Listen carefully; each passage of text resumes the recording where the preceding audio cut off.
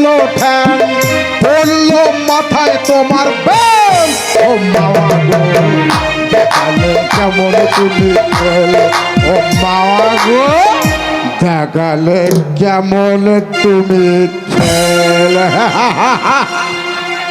দেওয়ান কাকা বাবাজি।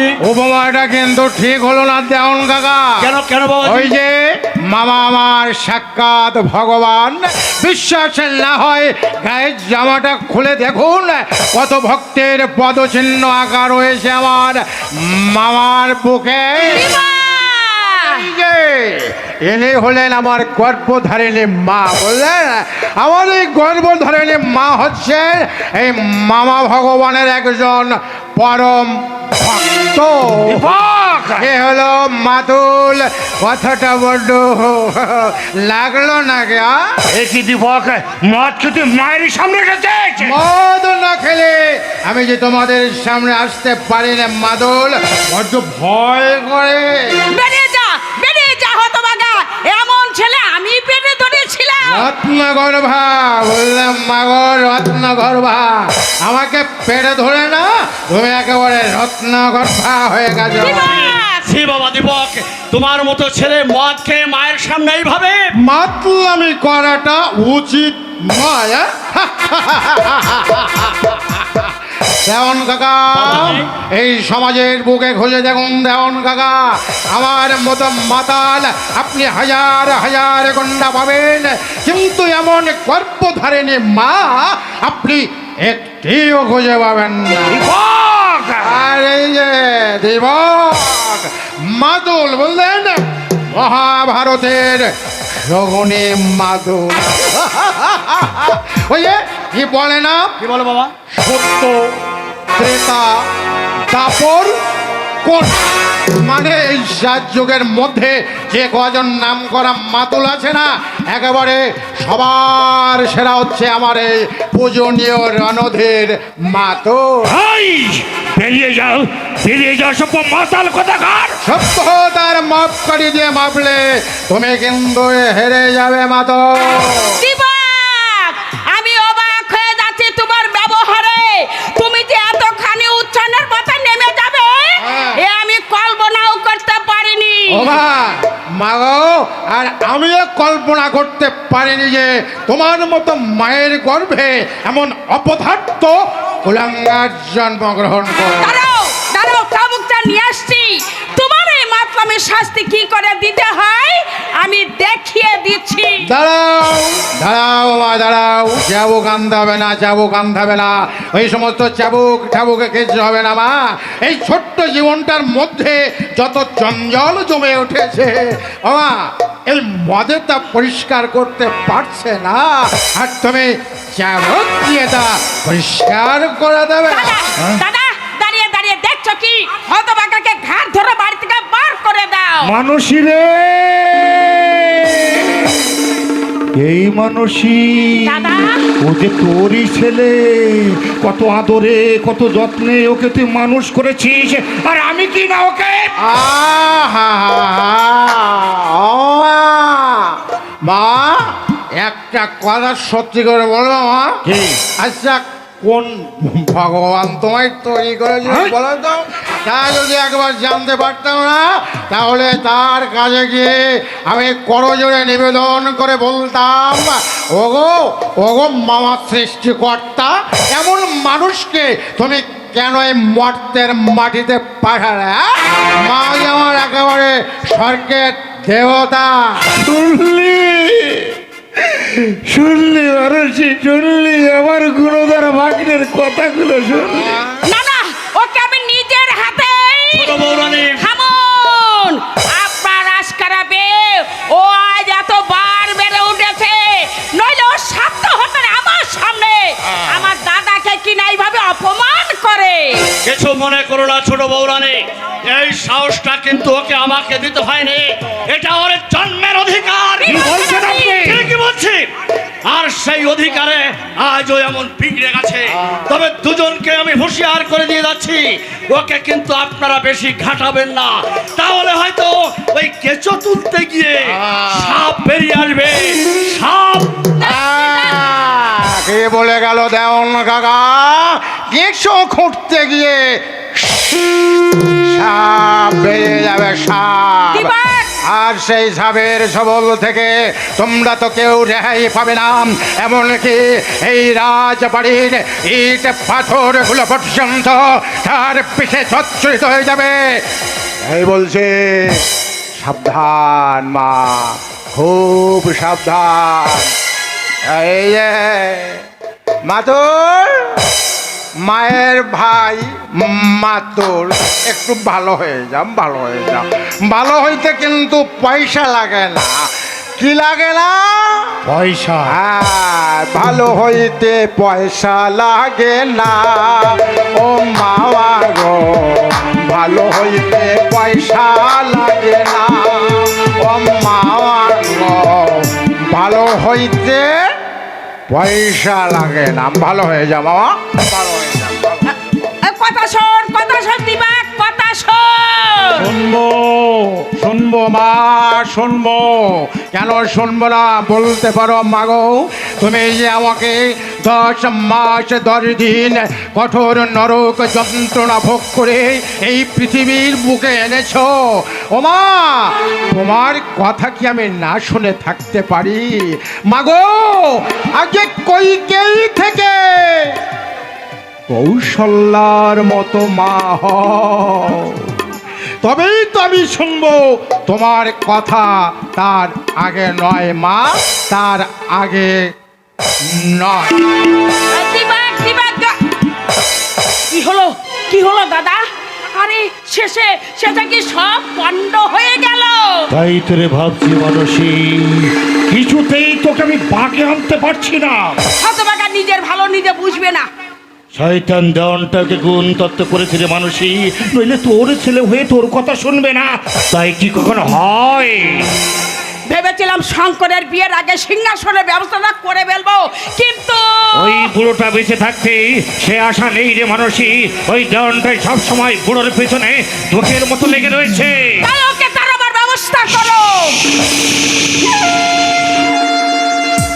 চুপ মানসী একদম চুপ ওই সে দেখ ভাই বাহাদুর আসছে দে দে মানসী এই সুবর্ণ সুযোগ এই সুযোগে দেওয়ানের বিরুদ্ধে একটু ভালো করে কাটিয়ে দে দে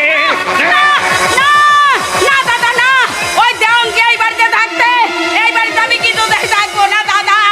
ও দাদা আমি পদে পদে ভিক্ষা করে খাবো, তবু দেওয়ানকে এই বাড়িতে থাকতে আমি কিছুতেই থাকতে পারবো না। মানসী কি হচ্ছে অমন করে কাঁদছো কেন তুমি?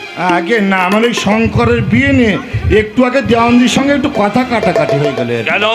মানে মানুষের ইচ্ছে বড় রানীর একমাত্র ছেলে বিশেষ করে বড় রানীর সারগাগতা তার ছেলের বিয়ে হবে মহা ধুমধাম হবে আত্মস্বজন লোক কুটুম সবাই নিমন্ত্রণ পাবে হ্যাঁ আমার তো সেই ইচ্ছা।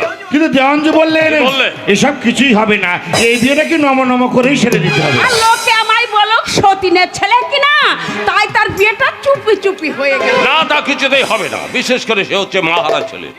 নিশ্চয় নইলে এলাকার লোকে বলবেটা কি আরে হলোই না হয় বড় রানীর ছেলে, কিন্তু আমিও তো তার মা, সে তো আমাকে মা বলেই ডাকে না। তুমি কি বলো দাদা?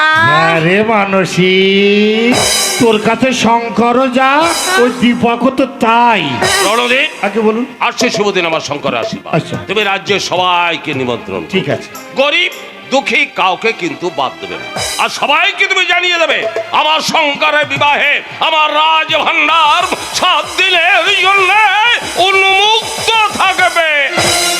উন্মুক্ত।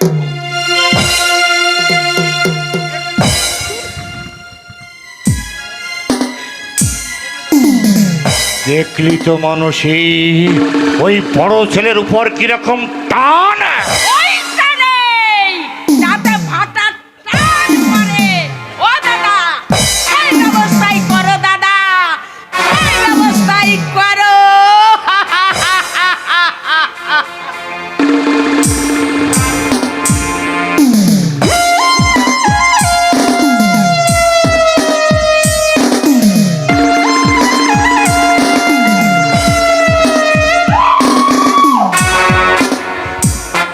আমার গুণধর ভাগ্নে বলছে মাতুল ভালো হয়ে যাও, ভালো হইতে পয়সা লাগে না। ওরে দীপক, তুই ঘুঘু দেখেছিস কিন্তু ফাঁদ দেখিস নি রে দীপক, ফাঁদ দেখিস নি। যুগে যুগে অনেক মামার আবির্ভাব হয়েছে, কখনো শকুনি মামা, কখনো কংস মামা, কখনো কালনেমি মামা। এই যুগেই যতগুলো মামা রয়েছে আমার সব থেকে প্রিয় মামা শকুনি মামা। মহাভারতের শকুনি যেমন পাশার চালে চালে একে একে কৃত্রিম মত করেছিল, তেমনি এই কলিযুগের এই রণধীর মামা পাশার এমন চালে চালবে, সেই চালে একে একে একে সবাইকে শেষ হতে হবে। ইয়েস, আমার প্রথম টার্গেট ওই ডান্দি বেঁচে থাকলে কিছুতেই রাজা বাহাদুরের পাশে আমি ঘেঁষতে পারবো না। তাই ওকে সরিয়ে দেবো, ওকে সরিয়ে দিয়ে আমার প্রথম সংকল্পের পথ আমি পরিষ্কার করে নেব, পরিষ্কার করে নেব, পরিষ্কার।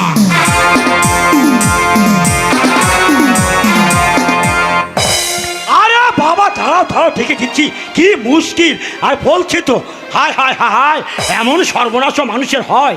আরে ওই কনকপুরের বংশীদাস, বুঝলে, কনকপুরের বংশীদাস তার একমাত্র মেয়ের আজকে বিয়ের আয়োজন করেছিল, কিন্তু একটু আগে সংবাদ এলো বর আসবে না, এ বিয়ে হবে না। তাই তো বংশীদাস ছুটে এসেছিল রাজা বাহাদুরের কাছে, কিন্তু রাজা বাহাদুর তো বাড়িতে নেই। তো আমাকে বলছে খোকাবাবুকে ডেকে দিতে, তো খোকাবাবু তো এখন দোতলার ঘরে বসে হিসাব করছে। তাই একবার ডেকে না, যদি আসে। খোকাবাবু, খোকাবাবু, খোকাবাবু। কিরে ভগবান, চিৎকার করে ডাকছিস কেন? কি আরে হয়েছে? ওই পাড়ার ওই বংশীদাস এসেছিল, বুঝলেন, বংশীদাস আজ তার একমাত্র মেয়ের বিয়ের আয়োজন করেছিল, কিন্তু একটু আগে সংবাদ এলো বর আসবে না, এ বিয়ে হবে না। ঠিকই, তাহলে তো ভীষণ বিপদ। হ্যাঁ, তাই বলছিলাম তুমি একবার যাও না, গিয়ে দেখো, তোমার কথায় হয়তো কোনো ভালো পাত্র জুটে যেতে পারে, যাও না। বেশ, আমি এক্ষুনি বংশীদাসের বাড়িতে ছুটে যাচ্ছি, তুই কোনো চিন্তা করিস না, আমি রাত্রের মধ্যেই আবার রাজবাড়িতে ফিরে আসবো। এত রাত্রে আবার কোথায় চললে খোকা বাবু? এই যে কাকা বাবু, আপনি এসেছেন ভালোই হয়েছে, আপনি বিশ্রাম করুন, আমি একবার ওই অসহায় বংশীদাসের বাড়ি থেকে ঘুরেই তবে আসছি। কেন, কি হলো আবার বংশীদাস? ওর ভারী বিপদ। বিপদ? হ্যাঁ বিপদ। আজ রাতের লগ্ন ওর একমাত্র মেয়ের বিয়ে হওয়ার কথা ছিল, হঠাৎ বরের বাড়ি থেকে নাকি খবর এসেছে এই বিয়েটা হবে না। হবে না? তা তুমি গিয়ে কি করবে? দেখি গ্রাম থেকে যদি একটা পাত্র জোগাড় করে দিতে পারি, নইলে যে বিচারীকে এক ঘরে করে দেবে। আপনি কোনো চিন্তা করবেন না, আমি রাত্রের মধ্যেই আবার রাজবাড়িতে ফিরে আসবো কাকা। সে তো ফিরে আসবে, কিন্তু তোমার সঙ্গে যে তোমার বিয়ের সম্পর্কে কথাবার্তা আছে। আমার বিয়ের চেয়ে এই মুহূর্তে অসহায় বংশীদাসের মেয়ের বিয়েটা অত্যন্ত জরুরি কাকাম। এই মুহূর্তে আমার বিয়ে না হলেও চলবে, কিন্তু আজ রাতের লগ্নে অসহায় বংশীদাসের মেয়ের বিয়েটা যদি না হয়, তাহলে সমাজের সমাজপতিরা বিচার বসিয়ে তাকে এক ঘরে করে দেবে। আর ওই মেয়েটি লগ্নভ্রষ্টার কালে মুখে বেঁকে লজ্জা ঘৃণায় অপমানে হয়তো গলায় দড়ি দিয়ে আত্মহত্যা করতে পারে। বলে এই সময় তো বাধা দেবেন না। আপনি তো বলেছেন পরের বিপদে যে বুক পেতে দেয় সেই তো মানুষ, অন্যের দুঃখে যে চোখের জল ফেলে সেই তো মানব দরদি, আস্থা করে আবর্জনা যে মাথায় তুলে নেয় সেই তো মানবতার আদর্শ প্রতীক। আমি তাই করবো কাকা, ওই অসহায় দরিদ্র মানুষের পাশে গিয়ে দাঁড়াবো, তাদের বিপদে আপদে সাহায্য করবো, ভাই বলে বন্ধু বলে বুকে জড়িয়ে ধরে তারা স্বরে চিৎকার করে আমি একটি কথা বলবো, সন্দেহ মানুষ ভাই, সবার উপরে মানুষ সত্য, তাহার উপরে নয়। সন্দেহ মানুষ ভাই, সবার উপরে মানুষ সত্য, তাহার উপরে নয়। ভগবান, ঠিক আছে ঠিক আছে ঠিক আছে, তুমি কিচ্ছু ভেবো না দেওয়ানজি। খোকা বাবু ওই এলো বলে। না রে না, তা নয় তা নয়, দেখলি না বিয়ে হবে না শুনে আমার হাত থেকে খাতাপত্রগুলো পড়ে গেল। হয়েছেটা কি? সে তুই বুঝবি না রে, সে তুই বুঝবি না। এখন চল আমরা ঠাকুর ঘরে বসে আমাদের বড় খোকা বাবুর জন্য প্রার্থনা করি।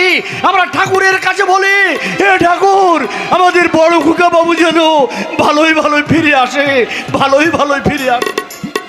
হে ঠাকুর, তোমার কাছে আমার একটাই প্রার্থনা, তুমি এই রায় বংশের মঙ্গল করো ভগবান, মঙ্গল করো, মঙ্গল।